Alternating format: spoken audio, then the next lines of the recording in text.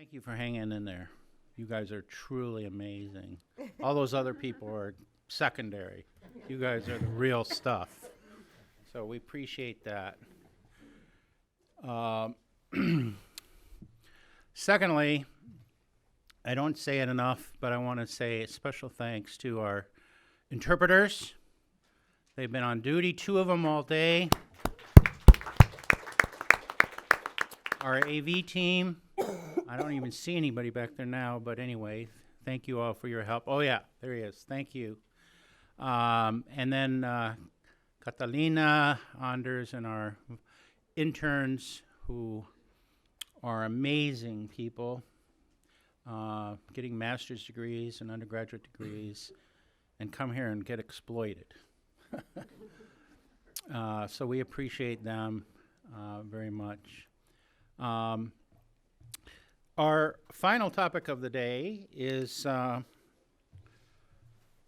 the issue around temporary protected status.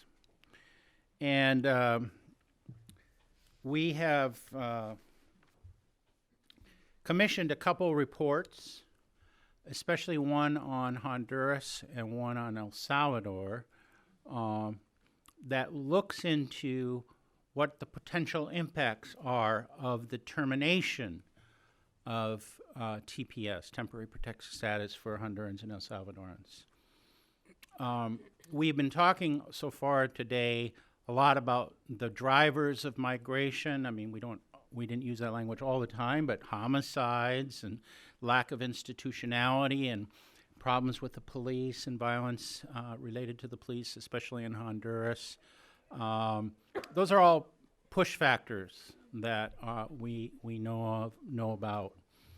But we thought it would be interesting to kind of turn things around a little bit and ask ourselves, what if they returned?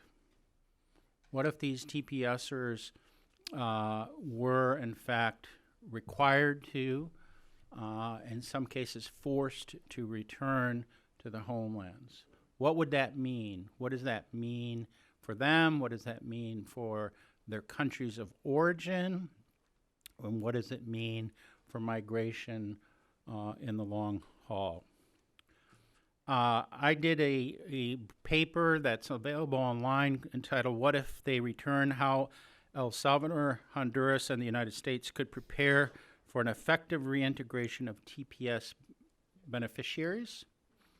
And in there we say an estimated 332,000 immigrants from El Salvador and Honduras are at risk of losing their legal status in the United States over the next year. And hundreds of thousands of their U.S. citizen children and families will be dramatically impacted by the ultimate disposition of this issue of TPS. So we think this is an important issue, not because the numbers are larger than any other group of irregular migrants that might be returned, but because they are here. These TPSers have been here on average of 20 years legally, every 18 months or so, registering with USCIS, passing background checks. They have done nothing to violate their status. If they had, they wouldn't have the status. And so they're a unique group of people. And I think what we'll hear from our 2 studies is some of the uniqueness and some of the ways in which their eventual return could have a potentially negative impact unless there's some real planning that goes into that. Let me introduce our speakers. First, Maria Elena Rivera is program coordinator for the public policy studies at the Fundación Dr. Guillermo Manuel Ungo, more commonly known as Funda Ungo. She is a social science PhD candidate at the Universidad Centroamericana José Simón Cañas and holds a master's degree in government and public affairs from the Facultad Latinoamericana de Ciencias Sociales, known as FLACSO, in Mexico. Prior to her work for Fundaungo, Rivera worked for El Salvador's Fondo de Inversión Social, their social investment fund, and served as a consultant for international organizations like the Inter-American Development Bank and the International Labor Organization in El Salvador. So she will present this case study of El Salvador. Then we'll hear from Mauricio Diaz-Burdet, who is the General Coordinator of the Foro Social para la Deuda Externa de Honduras, known as FOSDE.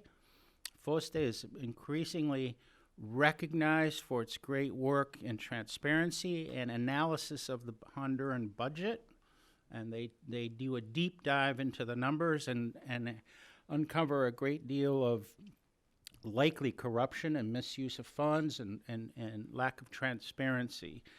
So I'm off script here, but I just wanted to put in a plug for Mauricio, his colleague Jorge Enriquez, who's sitting down here, and for FOSDE's work overall. Really excellent work that is focused on transparency and accountability in government and government resources, and ultimately fighting corruption. And he will present the case study on Honduras. And then last but not least, we like to have a commentator for our events. Julia Gillette is from the Migration Policy Institute, where she is a senior policy analyst. They're working with the U.S. Immigration Policy Program. Her work focuses on the legal immigration system, demographic trends, and the implications of local, state, and federal U.S. immigration policy. And one of the reasons I wanted her to be on this panel is that she is engaging right now in collection of data and analysis around TPS recipients in the United States. She's emphasized that it's too preliminary to give you any results, but she's obviously familiar with all these issues around TPS. And so we're delighted to have Julia with us on this panel as well. So without any further ado, I will ask Maria Elena to start us off, then we'll go to Mauricio and hear from Julia. Thank you. Thank you. ¿Pueden hablar en español si quieren? Sí. Claro, voy a presentar en español.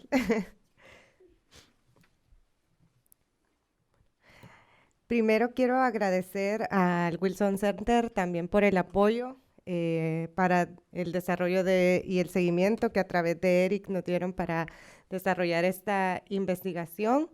Creo que es muy importante adelantarse también a estas potenciales acontecimientos que se pueden dar con esta cancelación del TPS, aunque es cada vez más incierto este retorno, pero es necesario planear y no solo fortalecer para este tipo de potenciales retornados, sino que otros retornados que estamos recibiendo constantemente.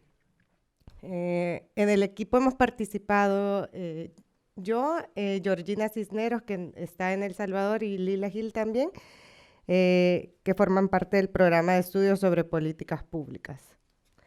Voy a abordar rápidamente estos 6 puntos, algunos hitos del contexto sobre el TPS, el perfil de los salvadoreños que han sido beneficiarios de este estatus de protección temporal, algunos retos de los tepecianos, denominando así a la gente que ha tenido ese estatus de protección temporal ante un posible retorno, la oferta gubernamental existente, que como vamos a ver, responde más al perfil de los retornados actuales, pero también con una limitada cobertura en la etapa más de reinserción que de recepción, las brechas potenciales que existen entre los desafíos que podrían enfrentar estos retornados tepecianos y la oferta programática de El Salvador, y algunas recomendaciones de política pública para fortalecer precisamente esta oferta programática de atención a esta población. Bueno, esto lo paso rápidamente. Como ustedes saben, el estatus de protección temporal se estableció por el Congreso de Estados Unidos en 1990 como un estatus para evitar que nacionales de países que tenían situaciones de carácter extraordinario fueran enviados a sus países donde podrían correr riesgo sus vidas o tener un alto grado de vulnerabilidad. Es así como en 1990 se otorga ante el conflicto armado que existía en El Salvador, la guerra civil, por primera vez este estatus de protección temporal a nacionales salvadoreños, pero esto termina y concluye en 1993 y es como en el 2001, se apagó pero bueno, en el 2001 se otorga nuevamente debido a una situación de carácter natural. A inicios del año 2001 se sufren 2 terremotos en El Salvador que afectan a todo el territorio y es por eso que se otorga este estatus de protección temporal. En ese momento, en el 2001, aproximadamente 290,000 salvadoreños se benefician con este estatus de protección temporal. Esto fue en marzo de 2001. En enero de 2018, luego de 13 extensiones continuas, que como mencionó bien Eric, cada 18 meses tenían su renovación, luego de 18 extensiones continuas que el gobierno estadounidense había otorgado, se cancela, pero se acuerda brindar un tiempo para una transición ordenada y teniendo una última extensión de 18 meses a 9 de septiembre de este año, de 2019. Es decir, en teoría, el 9 de septiembre ya toda la gente tenía que o haber regularizado su estatus o tener preparada su salida de aquí de Estados Unidos. Pero en octubre de 2018, el Tribunal para el Distrito Norte de California aceptó una demanda que solicitaba impedir a Homeland Security implementar y hacer cumplir las decisiones para terminar el estatus de protección temporal, no solo para salvadoreños, sino que para salvadoreños, nicaragüenses, haitianos y personas de Sudán. Y es así como Homeland Security anuncia una validez de la documentación de empleo para todos aquellos que están amparados en este estatus de protección temporal hasta el 12 de enero de 2020. Es decir, prorroga un poco más el inicio que se había anunciado en enero de 2018, que era en septiembre de 2019 hasta enero de 2020. Bueno, luego el siguiente punto que quería abordar, esto es un poco del contexto y los hitos que han venido marcando esta historia de este estatus de protección temporal para los salvadoreños. Y luego queríamos conocer también en el estudio que hicimos un poco el perfil de cómo son estas personas y qué características tienen tanto en aspectos demográficos, aspectos económicos, en nivel educativo, mercado laboral, cuál es su aporte también a través de las remesas a El Salvador y cuál es su aporte económico también en la economía estadounidense. Ahí se veía. Bueno, ya estamos acá. En cuanto a los aspectos demográficos, les comenté que en el 2001 que se otorgó a 290,000 salvadoreños este estatus de protección temporal.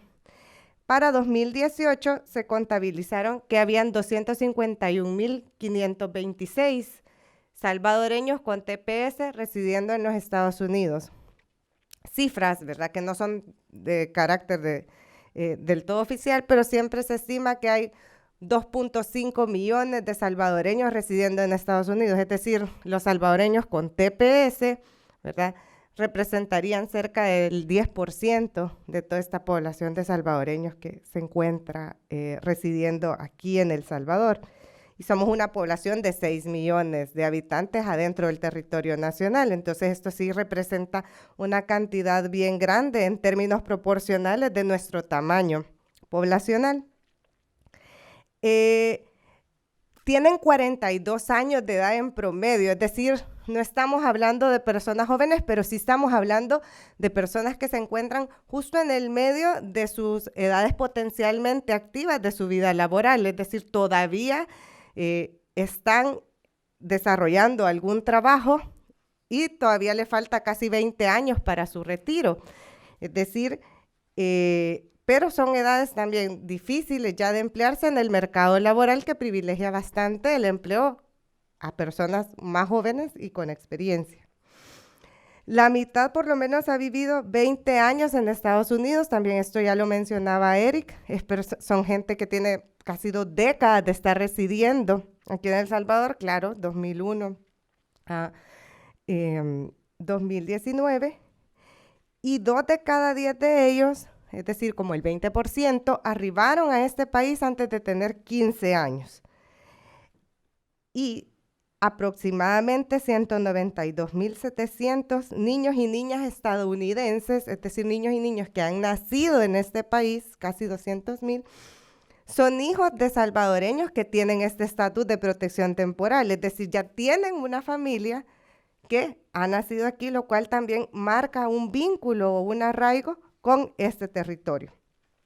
Y los estados en donde se encuentran no se ven, pero más de un cuarto, casi el 30%, se encuentra en California, un 17% en Texas, un 15% en Nueva York, y entre Virginia y Maryland, es decir, como por esta área, ¿verdad? Está como un 20%, por eso, y coincide también con toda la diáspora salvadoreña, ¿verdad? Los lugares de ubicación en los que están todos los salvadoreños también.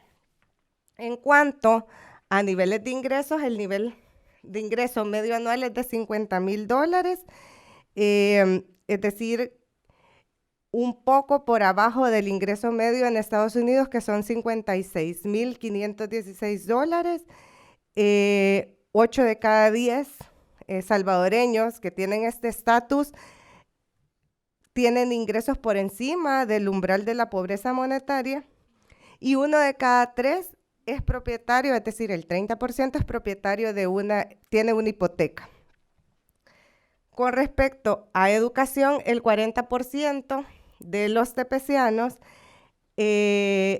procedentes de El Salvador tienen una educación media de bachillerato o superior, y en El Salvador la educación promedio es de 7 años, es decir, tienen una educación mayor que la que es en promedio la nacional. El 13% ha realizado algún estudio universitario, una alta proporción habla un poco de inglés, y el 48% de esta población, casi la mitad, manifiesta que habla bien inglés. En cuanto al mercado laboral, el 88% forma parte de la fuerza de trabajo, es decir, están buscando empleo o están desarrollando un empleo activamente, y el 5% es desempleado, es decir, ocupados son el 83%. De este 83%, 10 personas son autoempleadas o con negocio propio. 2 de cada 5 se dedican a labores relacionadas sobre todo con la construcción, servicios de comida y jardinería. Y las labores también tienen una diferenciación de acuerdo al sexo. La mayoría de los hombres mayormente están en las industrias de construcción, transporte, y las mujeres en servicios de limpieza y cuidado. Y más de la mitad, un 56%, posee seguro de salud. No se ve mucho. Con respecto a las remesas, de todas las remesas que se reciben en El Salvador, el 10.3% del total son enviadas por salvadoreños que tienen este estatus de protección temporal. Las remesas son una parte muy importante en la economía de El Salvador, representan aproximadamente el 20% del Producto Interno Bruto. Es la mayor fuente de divisas que tenemos, y 8 de cada 10 tepecianos envía algún tipo de remesa al país. El monto promedio de las remesas anuales es de cerca de $3,378. Y finalmente, con respecto al aporte económico que brindan estos tepecianos, de acuerdo a estimaciones de un estudio no realizadas por nosotros, ahí no se ve la cita, es de Warren y Kerwin, la salida de los tepecianos salvadoreños implicaría una pérdida de 3.146 millones en el Producto Interno Bruto estadounidense en una década, y también la contribución anual de cada tepeciano a su seguridad social, a la seguridad social que se dejaría de percibir es de $3.029, así como también se dejarían de percibir las contribuciones al seguro de salud, que se estiman en $91 millones anualmente. Entonces, esto es un poco para presentarles qué características tienen en todos estos aspectos estos salvadoreños con este estatus de protección temporal, que son personas insertas en el mercado laboral, son personas propietarias, son personas con cierto nivel de arraigo también en Estados Unidos y con una permanencia en el país de más de 2 décadas. Entonces, ¿qué pasa con esta cancelación? ¿Qué retos potenciales podrían enfrentar estos salvadoreños que tienen este estatus ante un posible retorno y probablemente un retorno forzado, ya que han permanecido aquí por su voluntad y renovando su estatus cada 18 meses? Estos retos los hemos dividido en 3, en económicos, sociales y familiares. Y en cuanto a los económicos, se distinguen también de acuerdo a la categoría ocupacional, es decir, para un empleado asalariado. Un principal reto, bueno, independientemente de sea autoempleado o sea empleado asalariado, va a ser la fuente de ingresos que va a necesitar para su subsistencia y la de su familia al momento del regreso. Y en el caso de los empleados asalariados, muchas veces hay inquietudes acerca de la certificación de habilidades, es decir, ¿quién puede otorgarles una acreditación o una certificación por la formación que tienen, la experiencia que tienen, las referencias necesarias para poder buscar un empleo? Y que también, a pesar de contar con esto, la búsqueda del empleo se complica en un mercado donde más de la mitad se encuentra en informalidad. Además, las pocas oportunidades y que pueden existir por esto mismo y que no cumplan con sus expectativas salariales. Sabemos que hay disparidades enormes por el tamaño de la economía y las diferencias en las remuneraciones de alguien que ejerza una determinada labor acá en Estados Unidos y que la desarrolle en El Salvador. También el distinto nivel de especialización o de un oficio o una profesión que se desarrolla aquí y se desarrolle en El Salvador. Y otra es la carencia de redes o contactos locales. Para la gente con negocio propio, también el acceso a fuentes de financiamiento, ya que no tienen historial crediticio en El Salvador. Las complicaciones o los trámites que puede implicar la transferencia del dinero que se ha ahorrado en Estados Unidos, los costos y tiempo, y el desconocimiento sobre requisitos de creación de una empresa en El Salvador. Y otro que vamos a ver que aparece tanto en lo económico, en lo social y en lo familiar, es el contexto de inseguridad y violencia, que sabemos que no es exclusivo de El Salvador, sino que también de todo el Triángulo Norte, pero que definitivamente va a afectar cualquier emprendimiento que una persona quiera llevar a cabo. En cuanto a lo social, el enfrentamiento a un país desconocido al que probablemente no posean ningún arraigo, es gente que ha desarrollado su vida aquí, que ha construido su familia aquí, y llegar a un país en el que definitivamente no quieren estar, porque no han elegido estar ahí. La falta de vínculos familiares estrechos que puedan apoyarles, porque también muchas veces estas personas se han constituido una fuente de ingresos para familias que permanecen en El Salvador. Entonces, a su regreso también esto puede tener impactos en las relaciones, pero también en el bienestar, no solo de ellos y su familia, sino que de las familias que también eran dependientes de estas remesas. el riesgo de enfrentarse a problemas sociales, a los mismos problemas sociales que motivaron su migración, el desconocimiento también de los problemas sociales, nuevamente la inseguridad y la violencia, y la mayor vulnerabilidad por no saberse manejar en un ambiente que ha cambiado definitivamente en 2 décadas. Luego, en el área familiar, la separación y rompimiento involuntario de los núcleos familiares, sobre todo en el caso en que retorna la persona que tiene el estatus de protección temporal, pero toda su familia probablemente es ciudadana estadounidense, si bien hay procesos para su regularización a los que pueden optar, pero dependiendo del tiempo y la complejidad de los mismos, puede ser que no se dé en el momento necesario. La afectación psicosocial de padres e hijos por miedo a la deportación, la incertidumbre sobre el futuro de este vínculo familiar que se deshace, y el shock al enfrentarse a un entorno desconocido en el caso que hijos de las personas con el estatus de protección temporal retornen. Y esto se los explico también rápidamente, que es la oferta gubernamental existente. Este es un poco el marco legal que existe actualmente.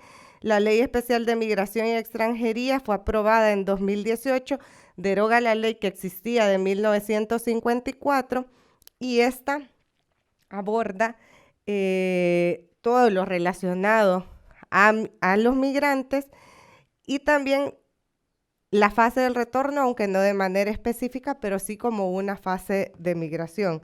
Sin embargo, la oferta programática para la atención de los retornados, porque los TPS serán retornados, ¿verdad?, ya sea voluntarios o no voluntarios, pero van a ser una población retornada, se ampara sobre todo en decretos ejecutivos, es decir, son parte de un programa del órgano ejecutivo, que es el que se encuentra en la presidencia, y ahí es cuando surge, en ese marco surge el programa El Salvador es tu casa, que tiene diferentes ejes temáticos como atención y asesoría, recepción y bienvenida, inserción y vinculación, seguimiento y la gestión del programa.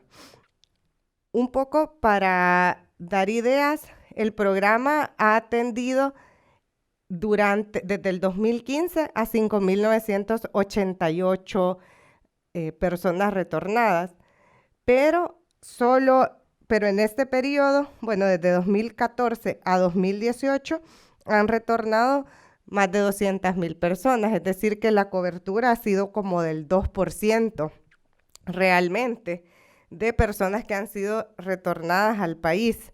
No tiene el alcance necesario para brindar esta atención que están necesitando los retornados y personas que están en una situación de incluso más vulnerabilidad probablemente que la que les hizo migrar.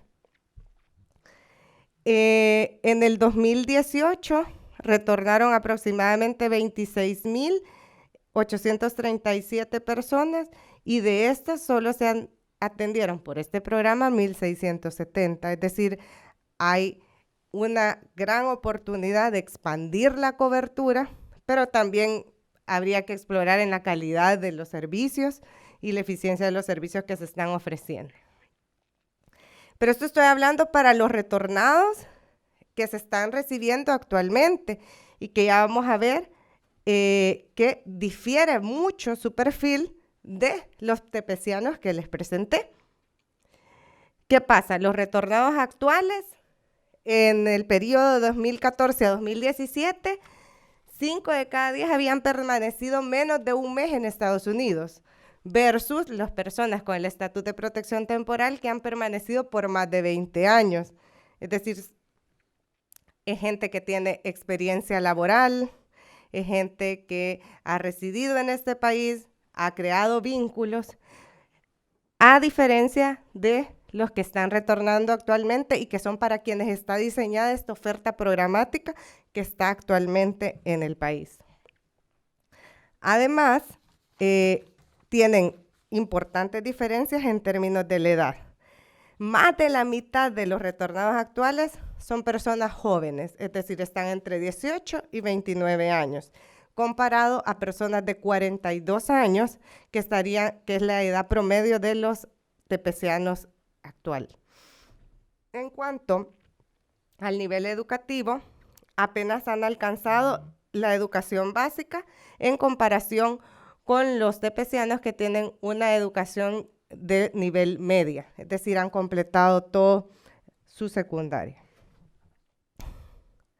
Entonces, a partir de esto, que impone grandes retos, también hay otras brechas que pueden ser potenciales que se han adaptado a partir de un estudio que se hizo para los retornados forzados actuales, pero que al analizar, dependiendo de la diferencia en el tiempo de permanencia afuera del país, algunas se agudizaban o tenían impactos diferentes. En el caso de las brechas de conocimiento, las personas retornadas desconocen la existencia de servicios gubernamentales, pero eran aún más desconocidos para las personas que tenían 6 años o más de permanencia afuera del país, porque están desconectados totalmente de las noticias, de los avances y de los programas que se ofrecen.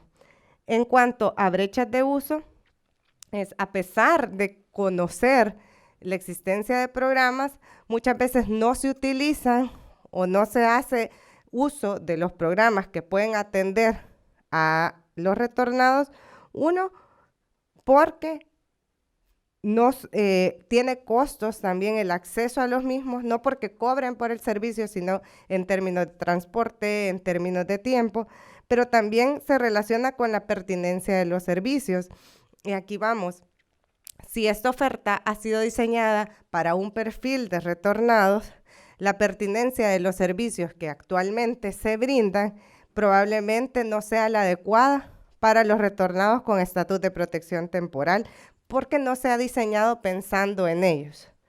Y las brechas de registro y monitoreo, que esas se presentan desde la fase de la migración, que es la salida, porque no se sabe exactamente cuántas personas son los que están migrando en el país, pero también no se tiene registro de las personas que están retornando en el caso de que lo hagan de manera voluntaria. Solo se tiene para los retornados de manera forzada porque entran en la etapa de recepción. En cuanto, bueno, esas serían como las potenciales brechas y rápidamente paso a las recomendaciones de política pública porque ya me quedan 3 minutos y estas se han dividido en 4 áreas, algunas que son generales, otras en el área económica, otras en el área familiar y otras en el área social, así como hemos venido dividiendo todo el estudio.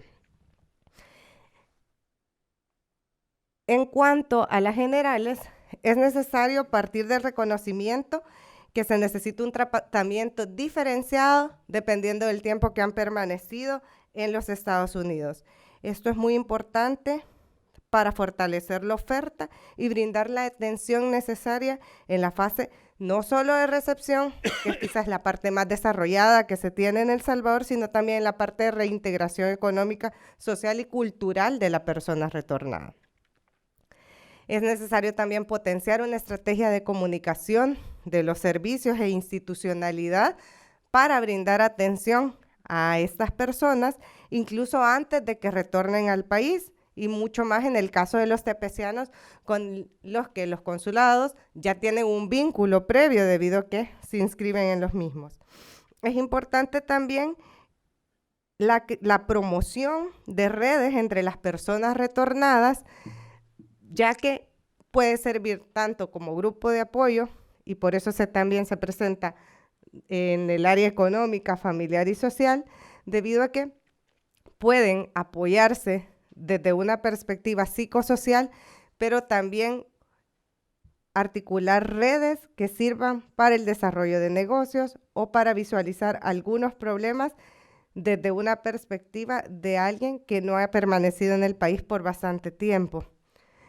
Es necesario también un programa o acciones de amplio alcance que brinden respuesta a las necesidades a personas que han tenido esta mayor residencia, ya que puede ser que tengan mayores calificaciones o especialización hay que evitar que las personas incurran en costos relacionados a su certificación. Hay que fortalecer las alianzas gubernamentales entre las empresas y especialmente con aquellas que se relacionan con las experiencias que pueden tener estos retornados. También es necesario generar un programa de intermediación laboral que pueda tener la información y calificación de estos retornados para hacer el vínculo con las empresas que pueden estar necesitando este tipo de profesionales o servicios en los que ellos son expertos. Y en cuanto al área familiar, es necesario definitivamente fortalecer y desarrollar un mecanismo de atención psicosocial que pueda tener en cuenta estos efectos que puede tener la separación familiar y la incertidumbre de enfrentarse a un lugar totalmente desconocido para estos potenciales retornados, diseñar una estrategia de concientización que permita identificar la atención psicosocial como un servicio prioritario en las primeras etapas, y esto es general también, no solo para los retornados tepecianos, sino que para los retornados actuales.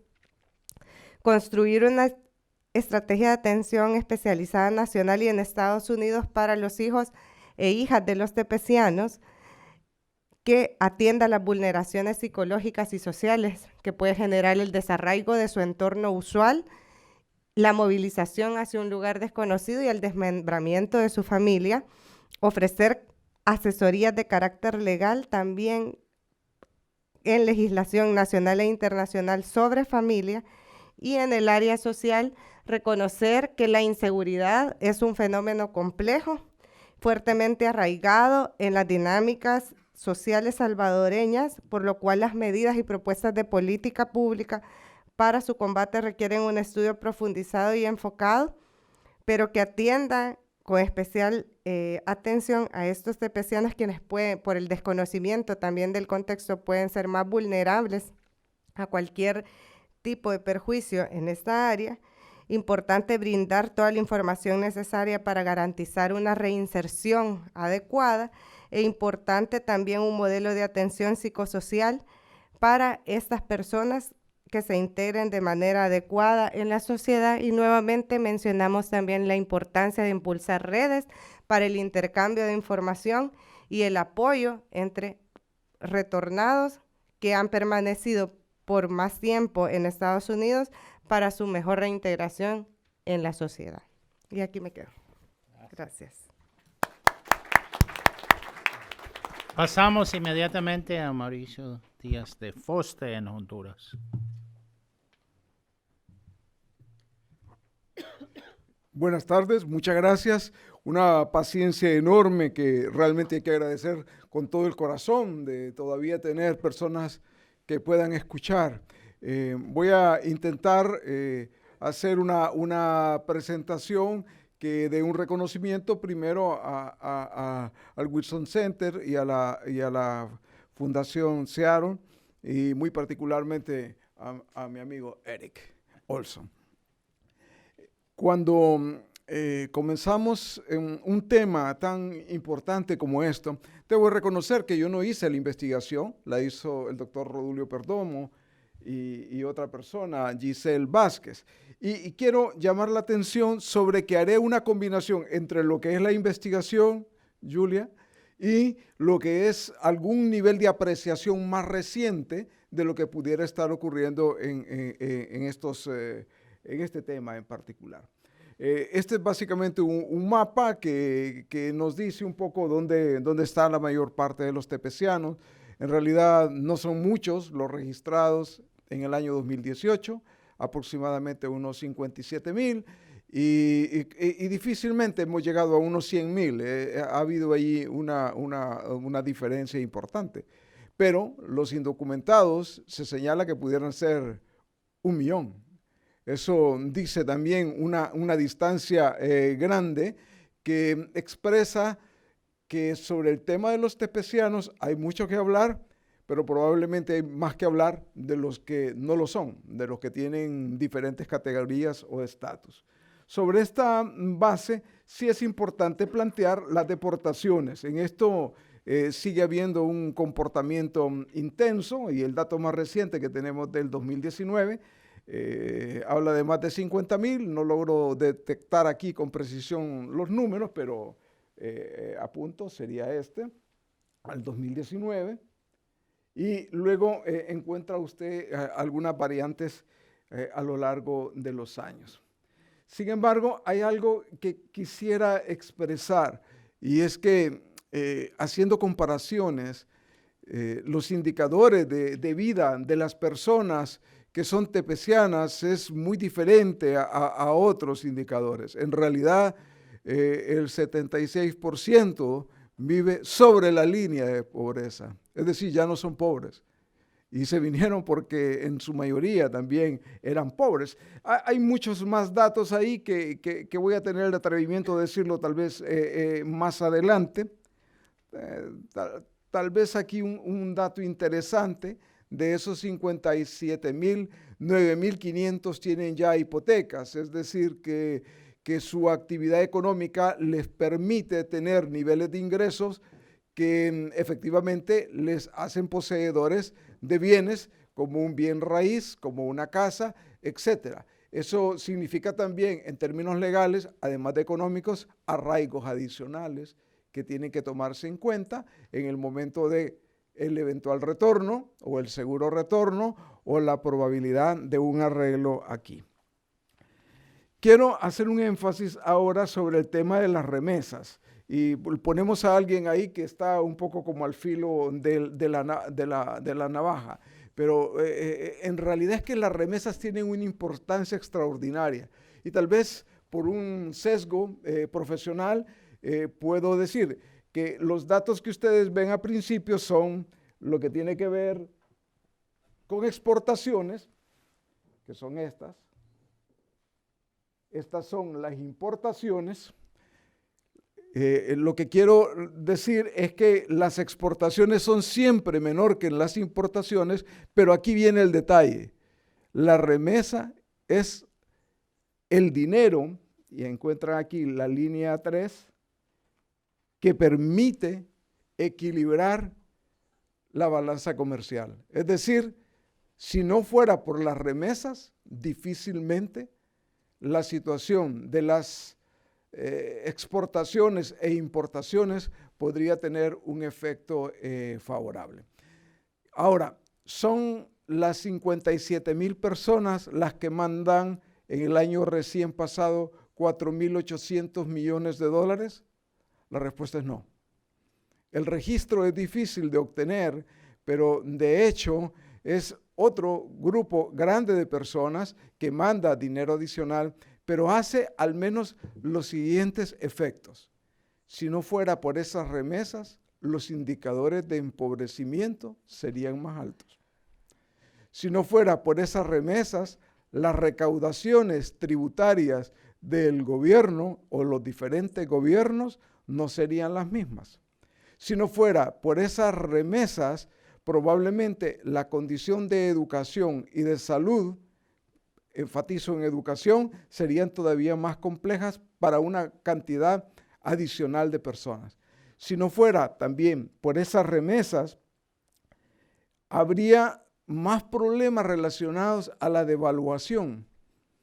Es tan importante el aporte de este dinero que me atrevería a decir que define en buena medida cierto equilibrio socioeconómico en Honduras, y sin el cual seguramente el desequilibrio socioeconómico sería tan intenso que las caravanas serían más grandes que las que hay hasta este momento. En otras palabras, estamos hablando probablemente del ingreso más importante que pueda haber en el país, del ingreso fundamental para poder sobrevivir, y anda más o menos en el mismo promedio que en El Salvador, un poco 20-22% del tamaño total de la economía. Esto es fundamental plantearlo porque habrá que razonarlo también sobre otros términos. Aquí está el cuadro de los indicadores de pobreza, es decir, el 67% de la población de Honduras vive abajo de la línea de pobreza. Esa es fuente fundamental para seguir provocando migrantes, pero ningún atractivo de regreso, o muy poco.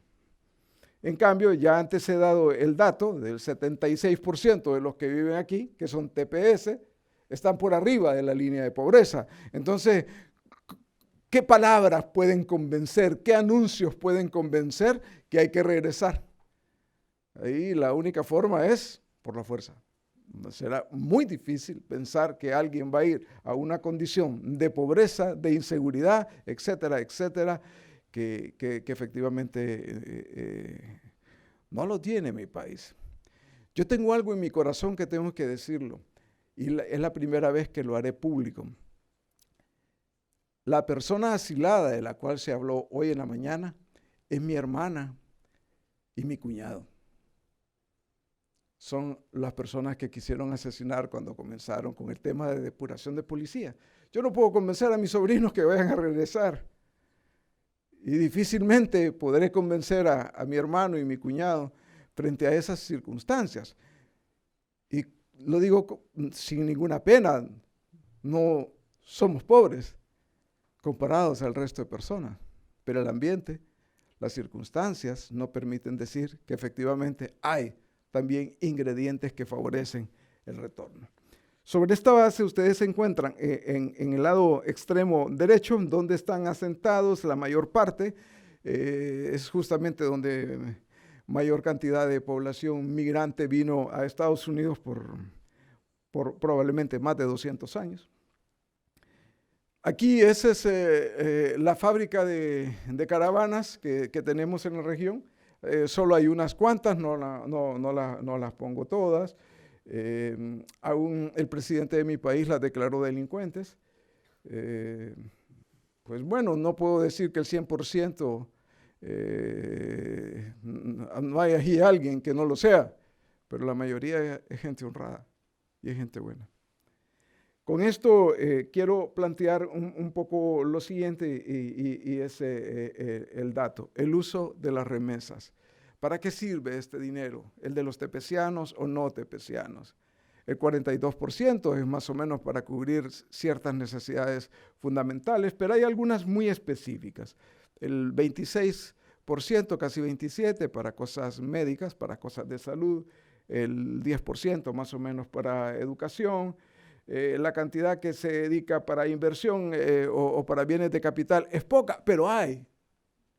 Y probablemente aquí el planteamiento de lo que podría ser un fondo de desarrollo del migrante, etcétera, pueda significar una salida para que el retorno sea también en un ambiente mejor, pero al mismo tiempo en condiciones más dignas.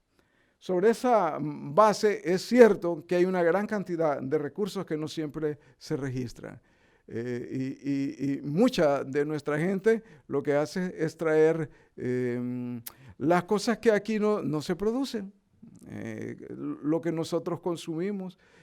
Muchos llevan el dinero en efectivo, no todo es registrado en el sistema bancario, probablemente haya más dinero. Pero la ruptura del tema de remesas puede significar la ruptura de muchos diques y luego no poderlos reparar.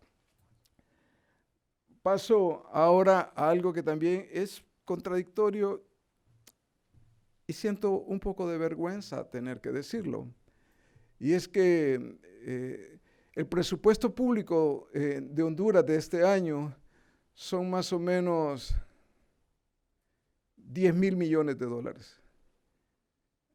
Para una economía pequeña, pero 10 billones, como se dice en Estados Unidos, es una cantidad considerable, pero apenas se dedican 8.7 millones de dólares para atender problemas de migrantes. Eso nos dice muy claramente que a pesar de la importancia que tiene este sector para atenuar o disminuir pobreza, para generar divisas que no tiene el país, para poder pagar el exceso de importaciones que tenemos, no hay un respaldo real. Hay un montón de palabras, hay un montón de articulado legal, pero el dinero, eso es lo que se dispone. Y ahí le señala cosas tremendas como lo siguiente: si hay dinero para la repatriación de algunos cuerpos de gente que muere en el camino, o de gente que tiene mutilaciones en su cuerpo, o arreglos que tienen que ver con el tema legal, etcétera. Hay un poco de cierta promoción, de ciertas actividades, pero en el fondo, lo que en realidad uno debe señalar es que es, en gasto corriente, es principalmente dinero orientado a pagar sueldos y salarios de burocracia, administración burocrática. Esto no resuelve el problema, pero también dice otra cosa. Y aquí hay un fuerte impulso en la siguiente aclaración. Esperamos que para el presupuesto de ingresos y egresos del año 2020 pueda haber una asignación de recursos financieros mayor. Debiera, como debió haber sido hace muchos años, por lo menos para intentar atenuar y para poder resolver problemas concretos de subsistencia, de sobrevivencia, cosas fundamentales que realmente un Estado tiene que cumplir para su propia población. Pero esto refleja también otra cosa que está de fondo, y creo que esa lámina no la olvidé poner, y es lo siguiente: no hay planificación del retorno, ni hay política de retorno, ni hay un conjunto de medidas que uno pueda decir efectivamente aquí hay un mecanismo oficial o privado que permita decir esa población la vamos a poder atender, y esa población tiene unas ventajas y otras desventajas que es necesario poder balancear.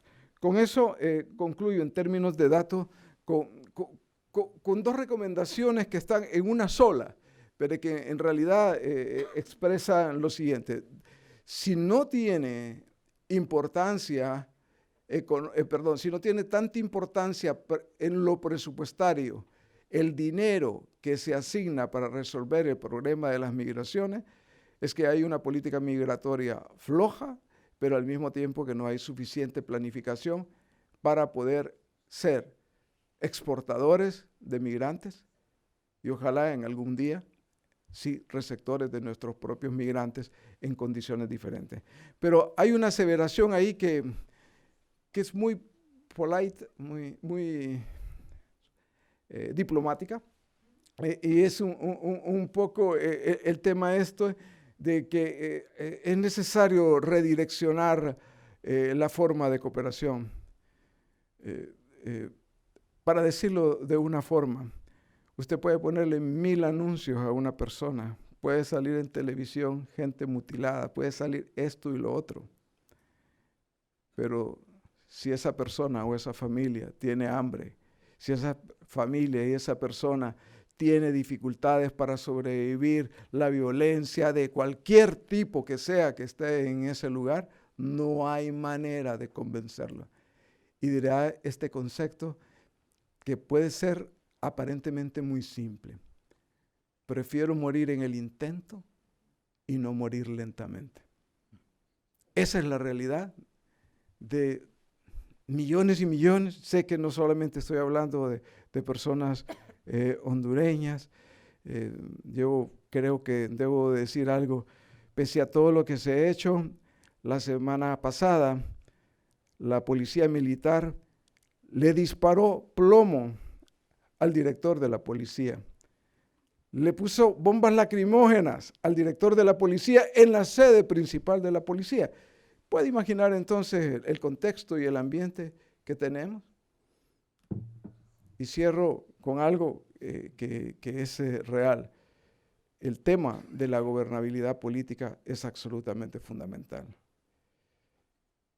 Si Honduras sigue teniendo, o en la región seguimos teniendo incertidumbre con nuestros presidentes, que en realidad no lo son, con los encargados de gobierno, con los encargados por sí mismos o por pequeños grupos de administrar las cosas públicas, vamos a seguir teniendo una fábrica de migrantes.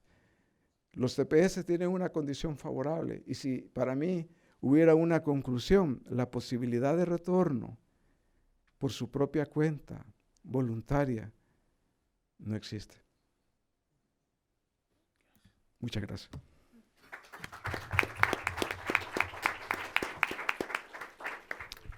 Okay, Julia, thank you. You can do it from there unless you want to stand up. Oh, sure. It's easier. Well, thank you for having me on this panel, first of all, and thank you to the Wilson Center, but thank you to both of you for your really informative and interesting presentations and really powerful as well. I wanted to start by giving a little bit of the U.S. perspective on the TPS program and talk a little bit about the potential future for TPS both in Congress and in the courts. And then talk a little bit about some MPI research which aligns really well with these two studies on reintegration programs in the Northern Triangle. So the basics of TPS, I'm sure you all are familiar. The Secretary of DHS has the ability to designate a country for TPS if in the current moment the conditions in those countries make it unsafe for nationals to return to that country. Countries can be designated based on an ongoing armed conflict like a civil war, based on some kind of natural disaster such as an earthquake or a hurricane or an epidemic, or they can be designated for some other extraordinary but temporary circumstances.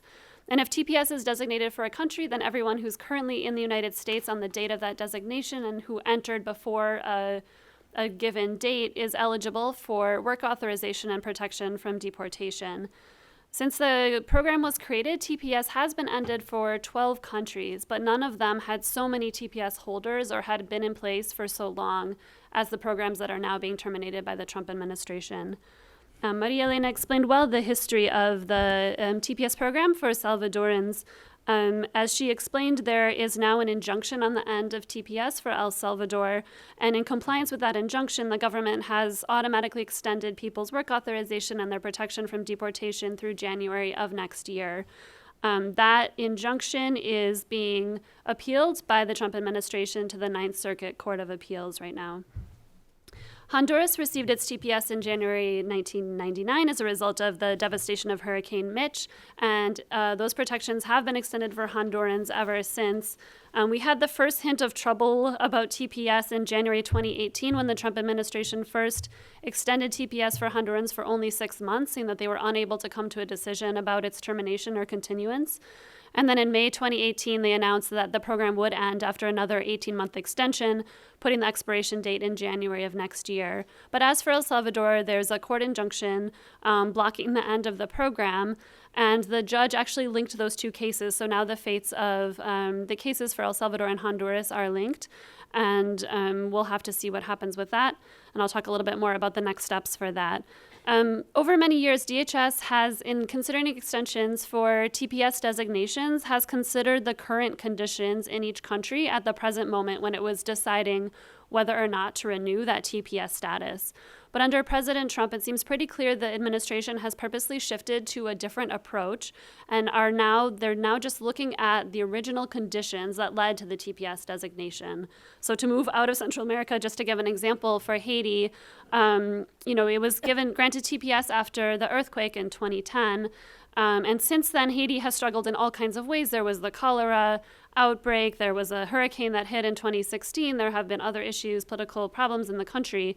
And so prior administrations have been extending TPS for Haiti based on all of these conditions. But the Trump administration said, well, if you look at the 2010 earthquake and the recovery from that specific earthquake and have people move back to their homes that have been rebuilt after that, they found that the conditions from that original cause, that earthquake, had changed enough, there'd been enough progress that they could end the TPS program. So this is the shift that has led them to break with prior administrations and to take a different approach to the TPS program. So there are now several court cases related to El Salvador and Honduras that are making their way through the courts. And there are two key legal questions on the table. One is whether this change in approach to TPS redesignation was a significant shift in administrative procedure that required the taking of certain proper administrative channels, such as a notice and comment period, in order to make that change. And the Trump administration didn't do that, so was that a problem? And then the second legal issue is, was the decision to end TPS for these countries based on discrimination on the basis of race, ethnicity, or national origin? And is that a violation of constitutional rights? So those are the issues before the courts. Right now, this injunction is in place, and the injunction will remain in place until there's a final non-reviewable court decision to overturn the injunction, which basically means the Supreme Court needs to weigh in before the TPS protections could end. If the Supreme Court weighs in and says the administration had the right to end TPS in the way that it did, then there will be a 120-day wind-down period until the program actually ends. The Supreme Court is unlikely to move really quickly. We saw with the DACA cases, the protections for Dreamers, that the Supreme Court waited to see a lot of cases move forward and be appealed before they took up the case. And so that may also be the situation for TPS, that many of the cases will have to move forward before the Supreme Court will weigh in. So for now, the thing to watch is the Ramos v. Nielsen case that the government has appealed to the Ninth Circuit Court, to see what the Ninth Circuit Court says about that. In the meantime, Congress has been taking action. So earlier this month, on June 4th, the House of Representatives passed the Dream and Promise Act. So Democrats in Congress have long been standing up for a path to legal status for Dreamers, but this is the first time they really stood up and said, we support protections for TPS holders and a path to legal status for TPS holders. So that was a win for advocates to get House Democrats on board. So this bill would offer people who were eligible for TPS as of September 2016 the ability to apply for green cards for permanent residence and eventually citizenship. So it's not just people who had protections, actually. It's anybody who would have been eligible for the program. However, this bill is, of course, unlikely to pass in the Republican-controlled Senate. In order for there to be a compromise bill, it would have to include other measures, perhaps changes to asylum policy, or perhaps immigration enforcement, or changes to legal immigration, something else. The current bill that passed the House is not that compromise bill. And there's not a lot of pressure on Congress, or Congress doesn't have the political will to take up this issue, and it may not until the Supreme Court decision finally comes. At that point, if the Supreme Court says that the administration had the right to end TPS and that 120-day wind-down period starts, that would be a time when there will be tremendous pressure on Congress to take some kind of action. And it may be that eventuality that will be necessary to force Congress into some kind of action. So for now, we'll have to see how the court cases proceed. And as long as court cases are proceeding, those temporary those protections from deportation and work authorization will just be automatically extended by the administration in compliance with the court injunctions. As Maria Elena and Mauricio explained really clearly, it's a really big question if this program does end. Are people going to leave voluntarily?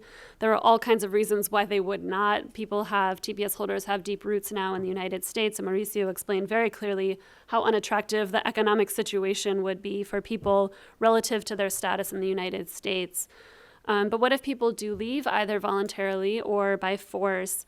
We've just heard about some of the services available for reception and reintegration. MPI also published its own study earlier this year on reception and reintegration in Mexico and the Northern Triangle. This is a study by my colleagues, Ariel Ruiz Soto, Rodrigo Dominguez Villegas, Luis Argueta, and Randy Capps. And they did some field work in 2018 in the Northern Triangle in Mexico and talked with international organizations, NGOs, government officials, and almost 100 return migrants in the countries as well. And they looked at short-term reception services such as immediate, assistance with food and healthcare. They also looked at longer-term reintegration services intended to route people back into the countries, into the communities that they're returning to. And they found that, all four countries have made progress in the development of these services, although, of course, there's a lot of variation, both within the countries and across the countries. But they did find that all four countries now do provide at least basic reception services in a safe environment and information about broader reintegration services that might be available in return migrants' communities. Despite this progress, there are ongoing challenges, and these align with some of the challenges that both of our presenters talked about. A key one is a lack of identification documents. People really need these documents to access basic services, and particularly if they're deportees, they may not have had time to, work out the paperwork to get their local IDs. There's limited awareness of services among migrants and government officials alike, and services are uneven across different communities where migrants return to. As Maria Elena mentioned, there are a lot of difficulties getting credentials recognized and matching skills to local labor market needs, and this can lead to high rates of underemployment or even unemployment for return migrants.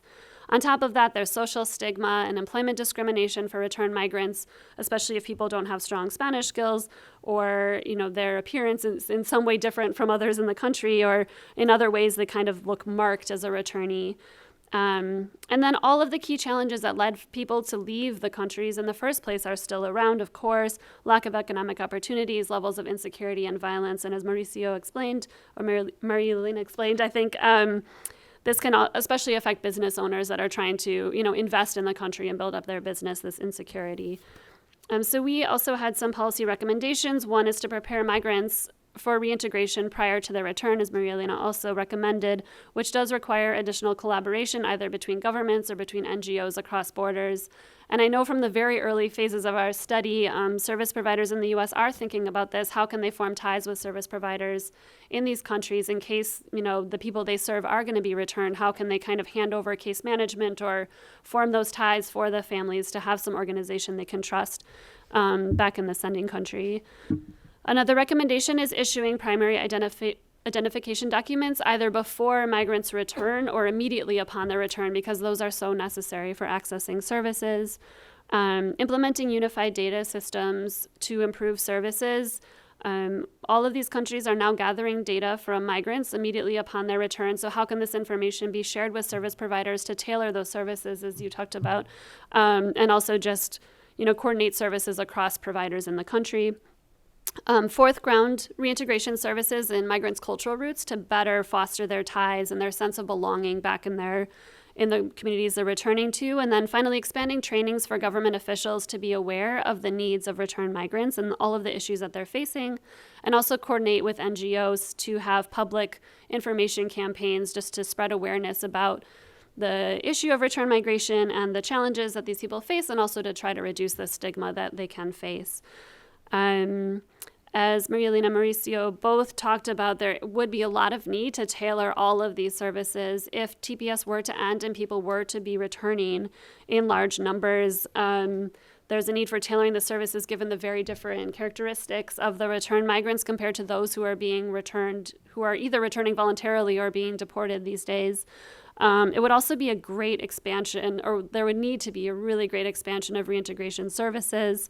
You both showed that not all migrants are getting these, and especially for El Salvador, these numbers would be so much bigger than the numbers of people who have been returning. And then, there should be more thinking about how to capitalize on the skills and experience that returned migrants are bringing. You showed that they do have relatively higher educational attainment. Folks have relatively higher incomes at the moment and have some resources. So how can those strengths be capitalized on, and how can those bring benefits back to the sending countries? And then there's a need for not just economic services, but as you both explained, a need for social and mental health services for people who have been uprooted from the United States, which may now feel like their home. They may have deeper roots in the U.S. than they have in El Salvador or Honduras. And they may also be facing another family separation if families had reunified over time in the United States. So there are a lot of things that would need to be improved, I guess, to help folks at the individual level. But you both also raised all of the challenges that these countries would face at a country level. So first, as you explained so clearly, Mauricio, the loss of remittances, would be a huge drop in national income and would present all kinds of challenges for these countries and for the families in the countries. But how would these countries deal with that loss of income? There would be a new population that was coming that had higher human capital and had resources, but at the same time is likely to struggle in the labor market because of these credentialing issues, because job markets aren't necessarily strong to begin with, and there's a difficulty of mismatch between the skills people bring and the opportunities in the communities they came from. And again, there could be further family separation of families that had reunified in the U.S. So all of these challenges will bring challenges to governance in countries that are already struggling, and as you both mentioned, could kind of recreate the push factors that drove these migration streams in the very first place. So there's a lot of challenges ahead if TPS is to end, but I think there's a long period of uncertainty that we're about to be in, or will continue to be in, around the program in the United States. Thank you very much, Julia. Let me just make a couple additional points here before we turn it over to you all. This is based on the paper that I wrote with the help of John Watcher from the Seattle International Foundation. It's also available online.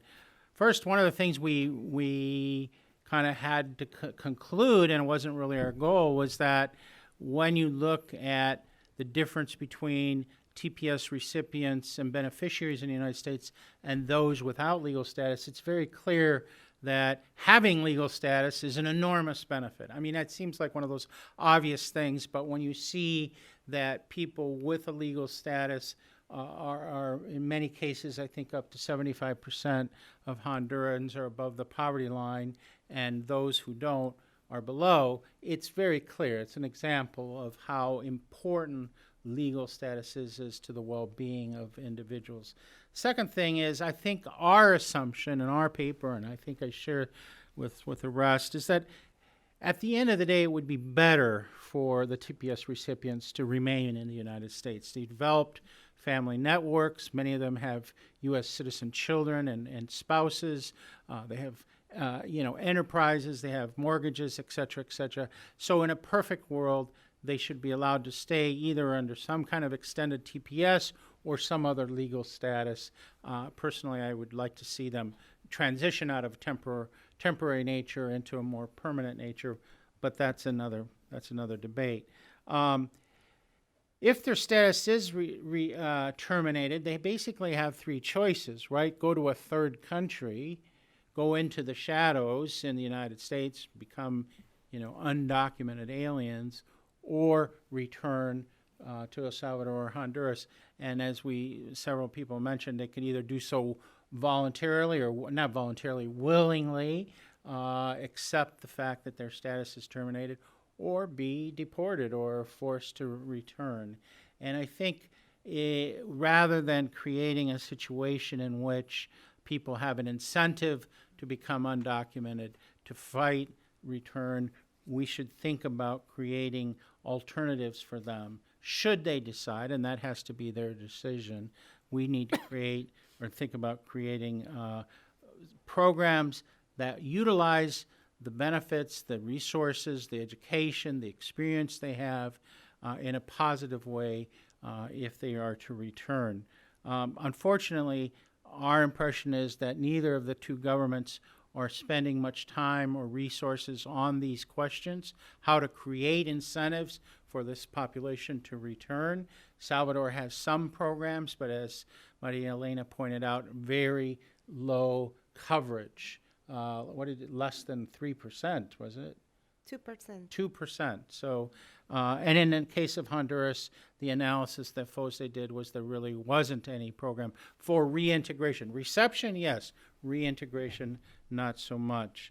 And finally, I would just say that our failure to deal with this, and when I say our, I mean the United States, Honduras, El Salvador, if we don't deal with this, I think we're creating a situation of further crisis, further instability, and likely continued revolving door migration or further displacement of people in El Salvador and Honduras, which just exacerbates a problem that none of us want to encourage in any way. So we'd like to think that there's a possibility here for the governments of Salvador, the government of Honduras, the government of the United States to think proactively about what could be done to make it possible for those who have to go back to become actually net contributors to the development of their own country.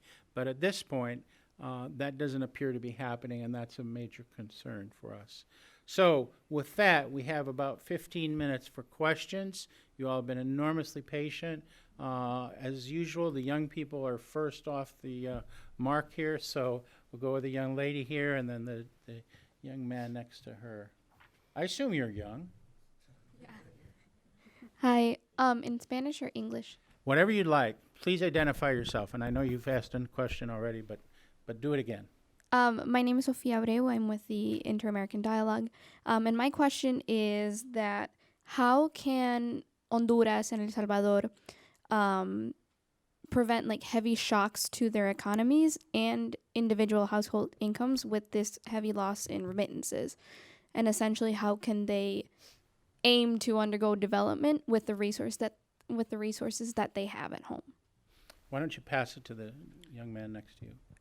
Eric Neri, IQ Latino. Mi pregunta es, ¿cuáles eran las avenidas legales desde que se comenzaron estos programas de TPS que los recipientes pudiesen haber llegado a un estatus de permanencia durante todos estos años? Okay.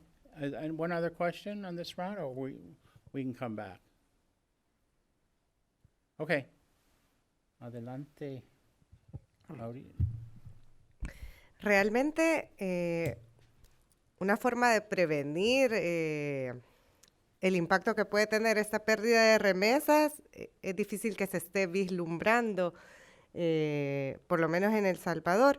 Sin embargo, no estamos hablando del 20% del PIB, lo que se perdería en remesas en caso de dejar de percibirlas por los beneficiarios del estatus de protección temporal, sino que aproximadamente el 10%, ¿verdad?, del total de remesas es lo que están enviando estos beneficiarios.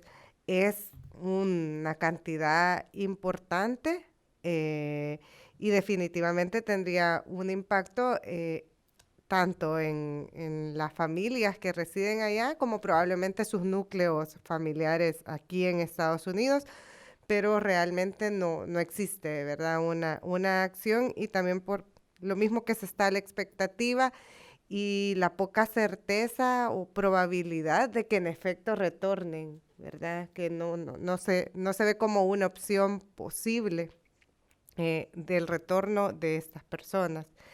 Y respecto a la pregunta que hacía sobre qué otro, entiendo que mientras tenían el estatus de protección temporal, no podían optar a otra forma de legalización, sino que simplemente estar renovando su estatus de protección temporal, ¿verdad? Entonces, era permanecer en eso, y hasta en este momento es que se han brindado estas otras opciones.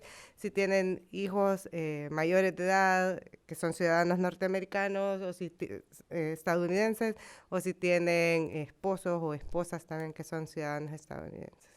Julie, why don't you comment on that specific thing? I think you're the expert. Y luego regreso a Mauricio. Go on. Yeah, so on other options for legal status, that's right. If somebody has a child who's age 21 or older, or they have a spouse or an employer who wishes to sponsor them, in some cases they can adjust to a green card, but it really depends on how they entered the country. If they last entered the country with a legal visa, then they can adjust to this legal status if they have some other channel. There's no direct path for TPS holders. But if the last time they entered the country, they snuck across the border without detection, then there's no way for them to adjust status, even if they have that sponsor. It varies a little bit. So in certain parts of the country, there are court rulings that say that your TPS basically counts as a legal entry into the country, and so you can adjust if you find a family member or employer to sponsor you. So those who are covered by the Sixth Circuit Court of Appeals or the Ninth Circuit Court of Appeals can adjust if they find someone to sponsor them. So that's basically the western part of the United States. And then Kentucky, Ohio, and Michigan. I think I might be missing a state. But there are some parts of the country where people can adjust regardless of how they entered the country. But in most parts of the United States, they have to have entered legally with a visa to have any opportunities to adjust under current law. Let me just, this question of legal options for TPS recipients and how many will return. And there's sort of a notion out there that, well, they'll just all kind of adjust their status somehow. And it's hard to get your finger on that. Now, Maria Elena's study refers to a survey done by the National Remittance and Migration Survey that says that, and this is from the Central Bank of El Salvador, only 22%, 22% of Salvadoran TPS beneficiaries have the possibility of adjusting their legal status to remain in the United States should the TPS program be terminated. Yeah. Which because by they default have- means 78% do not have a legal option. Yeah. I thought that was quite striking. Yeah. Sí, no es directo de que tengan la posibilidad, sino que tienen algún vínculo o hijos estadounidenses o sí. esposas estadounidenses, pero como ya lo mencionó también Julia, no es algo directo, ¿verdad? Sino que es una condición o requisito para poder formalizar, pero deben de cumplir con otros requisitos más. Pero ellos tienen ese, sobre todo es referido ese 22% a un vínculo familiar que les pudiera permitir legalizar su estatus. Right. Mauricio, por favor, tú eres el experto en remesas y la economía. Voy a hacer un intento de respuesta porque en realidad es una pregunta bastante académica y la voy a dividir en 3 segmentos. Lo primero es intentar hacer una diferenciación entre lo que expresa económicamente el porcentaje o la cantidad de tepecianos respecto al resto de migrantes. Sobre esa base, entonces, podemos decir que el dinero que mandan los migrantes con estatus TPS no es el 100% de todas las remesas, es un porcentaje. Un porcentaje importante, porque digamos que es el que entra bastante de manera legal a través del sistema financiero, etcétera. Sin embargo, puede expresar, y aquí me lo saco de la manga, inventado, puede significar unos, en el caso de Honduras, unos 1.500 millones de dólares. Entonces habrían 3.800, 3.500 millones que estarían siendo aportados por el resto de indocumentados.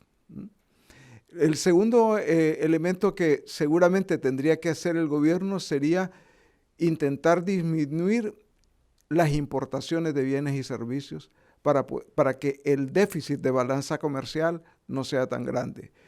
Aquí eso puede expresar un peso muy fuerte en la economía y seguramente el gobierno solicitaría la revisión del CAFTA.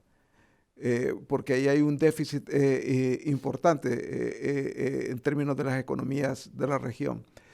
El tercer elemento que creo que también tiene su importancia inmediata es que el Fondo Monetario tendría que recurrir a darle a los países del Triángulo Norte una figura que se llama derechos especiales de giro en un monto mayor para poder amortiguar durante algún tiempo la caída de ingresos. Eso lo que en el fondo expresa es mayor endeudamiento público y hay ahí otras restricciones, pero por otro lado tener que hacer una negociación con las patitas para arriba. En las condiciones más difíciles y con las que difícilmente uno se pueda hacer una negociación. Y la última, que no la dije aquí, es la que tiene que ver con el que los tepecianos harán todo lo necesario para no irse. Y intentarán rescatar sus bienes, trasladarán a otras personas sus hipotecas, convertirán sus dineros en dólares y los mandarán de la forma más segura posible. Pero esto es realmente especulativo. Casi todas las respuestas que he dado entran a un terreno de una discusión muy grande y en la que seguramente los 3 países del Triángulo Norte tendrían que tener una posición de bloque. Quizá ese es un quinto. Seguramente Bukele, que está nuevo en El Salvador, con el que casi está en Honduras, con el que casi está en Guatemala, tendrían que encontrar alguna salida a un problema real. Después hay otras connotaciones, pero creo que demasiado. Okay. Otras dos sorry, 2 other questions. Go ahead, right here. You have a question. Of course, you absolutely have a right to have a question. You should take your headset off. Richard Coleman, CBP, retired. Say I were a 19-year-old child born in the United States of a TPS returnee. going back to assist my parents. They might require it. What kind of status would I have, as I would remain an American even though the Honduran and El Salvadoran parents, presumably keep their nationality? And B, what issues would I have if I, 15 years later, want to return to the United States? Immigration question. All right, well, go ahead. Please introduce yourself. Oriana Van Prague. I'm interning at the Wilson Center. I had a question about the third country. So I think this is something Eric mentioned. There being three options, right? Either people remain in the country legally, they return to their home countries, or they go to a third country. Right. Were you referring to, people rather when they're returned deciding that instead of going back to Honduras, they stay in Mexico or they go to Costa Rica? I mean, something more of an individual decision, or at the state level, that the state would return them to a third country, this being kind of part of the recent agreement with Mexico as a third country where people wait for their asylum claims to be processed. So I was unclear about that. I think that one's relatively easy to answer because it's not a state decision. It's not like the United States would decide to deport them to Costa Rica or Panama or something, or Mexico. I don't think that's what we're talking about, but really, I base it on what happened with Haitians who also lost their status. Large numbers, I don't remember the number exactly, but quite a number of them went to Quebec and filed for asylum or sought to regularize their status. So looking for a third option, knowing that for them, returning to Haiti was not a real option. I don't know. But Julie, you're the... Sure, I can say just a few more words about that. So when the decision was initially announced to end TPS for Haiti, there were Haitians who tried to go to Canada. With the Safe Third Country Agreement we have with Canada, people can enter on land borders and basically have their asylum claims heard. The last I'd heard, it was a small percent who were getting asylum in Canada, and Canada did a big publicity campaign to say to the Haitian community in the United States, if you come and apply for asylum and we reject you, we're going to remove you not to the United States but back to Haiti, and your chances of getting asylum, here are the valid claims for asylum, your chances of getting asylum in Canada are pretty low. And so that actually, I think, did reduce the number of Haitians who were making that border crossing because they realized that this wasn't the clear path to be able to stay in North America that they had been hoping for. On the question of so this is somebody who's lived in the U.S. and who goes back to El Salvador or goes to, I guess, not back to, right, so they have their U.S. citizenship, they would remain a U.S. citizen, they have the right to travel across the border as they wish. They have the right to come into the United States when they wish to. I think the issue, and you may want to talk about this, yo creo que el tema es que ciudadanos americanos, estadounidenses, que regresan en apoyo de sus padres tepecianos van a enfrentar dificultades, no necesariamente por su estatus de ciudadanía, assuming the U.S. provides them the consular services that they would any U.S. citizen. But the thing is that if they're returning and don't speak the language, have no longer speak Spanish very well, and don't have the networks locally, they're going to, face really difficult situations. It's not a question of legality or not, but it's a question of the difficulty for them to do that, and they could potentially be positive contributors to the economy in El Salvador, Honduras, unless we think about how to do that. Perdón. No, en efecto, los retos a los que nos referíamos eran más por el lado cultural, social y familiar también, por el desarraigo, la pérdida de vínculos, la total también, no conexión, el choque cultural que pueden tener cualquier persona que ha nacido en Estados Unidos y que ha vivido en Estados Unidos en un sistema educativo diferente y con un núcleo diferente, regresar a estos países. Entonces, era más la reflexión, los retos y las recomendaciones en esa vía sobre qué tipo de atención podrían necesitar tanto ayuda psicológica social y como también asistencia para esta adaptación necesaria que deberían de tener. Great. All right. Well, thank you all. I don't know if anybody has alguna última intervención. No, muchas gracias. Thank you. No, Well, thank you gracias. to you all for hanging in there. Let me just say a couple quick announcements. One, there have been several papers presented today. Those are all online. So please refer to those, look for them. I think they're very useful. The two on TPS case studies are only in Spanish, but John Watcher and I did a summary kind of overview in English, so you have that as backup. And then there's the homicides paper and the paper on the Honduran police. Am I forgetting anything else? Anyway, so there's a lot there. Also, we have webcast this, and so shortly, I don't think this afternoon necessarily, but by tomorrow there'll be a slightly edited version of this conference. You're welcome to use that. Welcome to use any of the documents that appear on the website.